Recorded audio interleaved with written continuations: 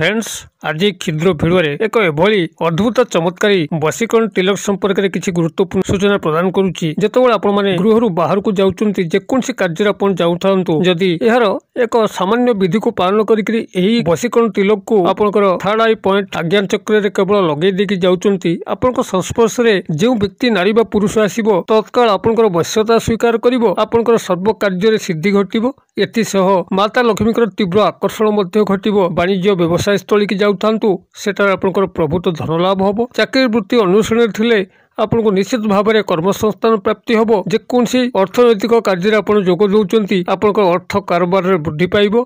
एथिसह लोक संपर्क आपणकर बढ़िबो कारण यही वशीकरण तिलकटी सर्वजनता को नारी पुरुष निर्विशेष आपण को आकृष्ट करिथाए।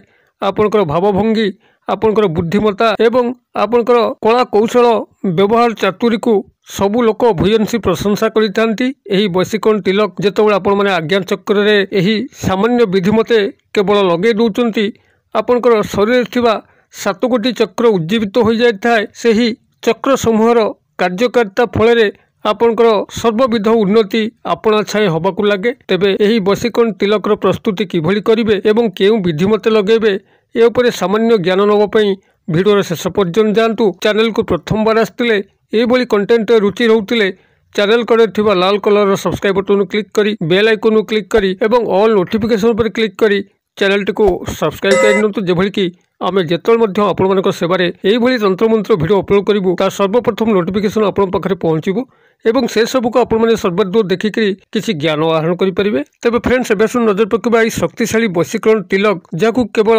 आपण माने निजर आज्ञा चक्र रे लगेकरी जेतल मध्य गृहरु जेकोसी कार्य रे बाहर को जाउचंती आपण याकू लगेकरी गले जे मध्य आपनक संस्पर्श रे आसीबो से नारी होंतु बा पुरुष आपनकर तत्काल वश्यता स्वीकार करिवो। फलत आपण सर्व कार्य पारंगम होबा सह अर्थनैतिक कारोबार रे आपण अग्रगति करिवे। वाणिज्य व्यवसाय स्थली रे लाभवान होई परिबे। चाकरी वृत्ति कर्म नियुक्ति संधान पाइबे। प्रेम प्रणय विवाह रे गभीर सफलता पाइबे।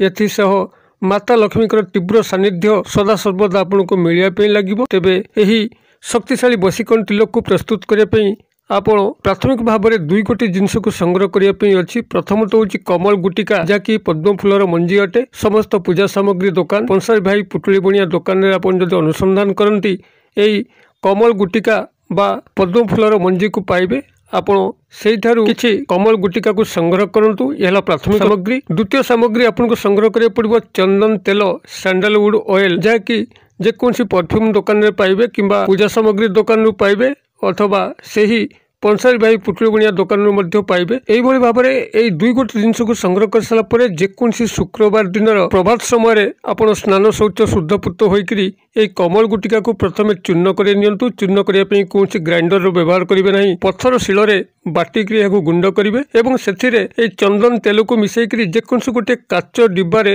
रखिए। काच डिब्बा साधारणतः जेकोसी पदार्थर शक्ति को 4 गुणा वर्धन करिथाए। काच डिब्बा सहज समस्त को आकृष्ट करें।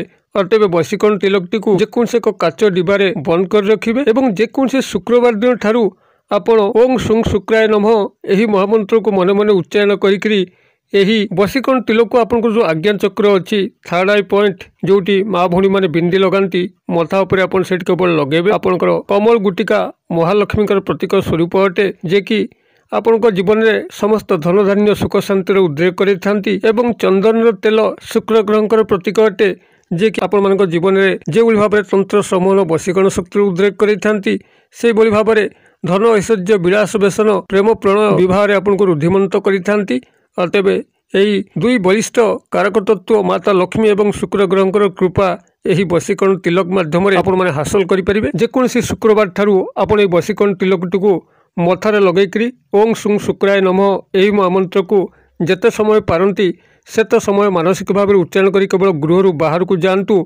देखिए से दिन ठारू ही सर्व सफलता आपन चरण स्पर्श करिवो। कौन स्थान में आप निंदा अपमान पाइबे नहीं।